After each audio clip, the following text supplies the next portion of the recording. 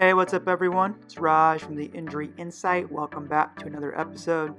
Today, I'm looking at the unfortunate injury of what was becoming a breakout year for the New Jersey Nets, Caris Levert. We found out that he had what is known as a subtalar foot dislocation. All in all, the injury looked pretty gruesome, but it's probably the best outcome you could ask for, all things considered. So first, we're going to go over some video, and if you're queasy, don't look at it, just skip past the anatomy part, and then we're going to go into what the injury means, and also, lastly, we're going to go into his return to play timeline, and if there's any long-term risks for Caris Levert.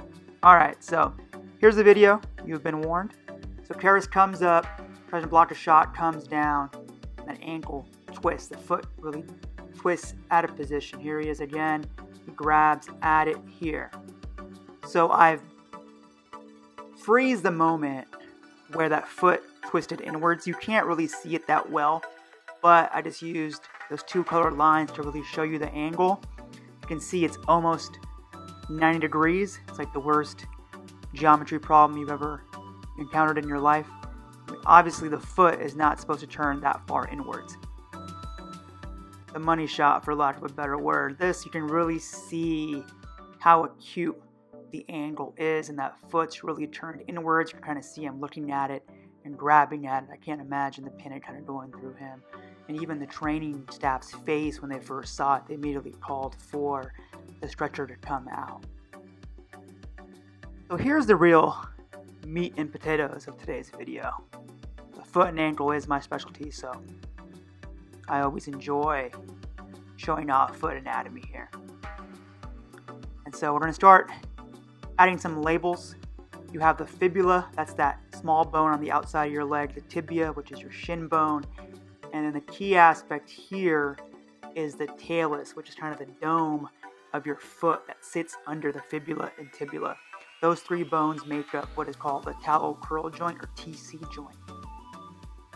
Now usually when you have an injury like this, it's the talocrural joint that's affected. And the talocrural joint, I'm going to draw here in a second. The talocrural joint sits above the talus,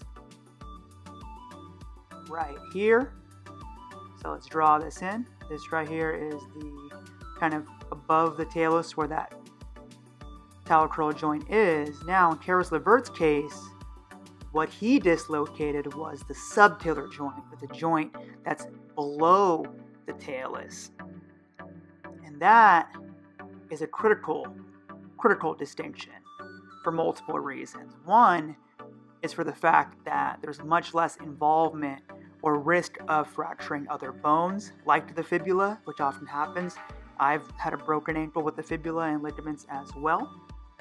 And also, in Caris Levert's case, there's a big difference between damaging ligaments that are in your talocrural joint compared to the ligaments in your subtalar joint. So generally, the talocrural joint has 2 more ligaments, 7 compared to 5. And also, those talocrural joint, or the above the talus joint, they're stronger because they have to deal with more stress, because there's stress during pretty much all activities with the foot, whereas the subtalar joint ligaments only have to deal with certain motions. So when you have a ligament that's stressed more, naturally it's stronger, and also when it gets damaged, it takes longer to recover.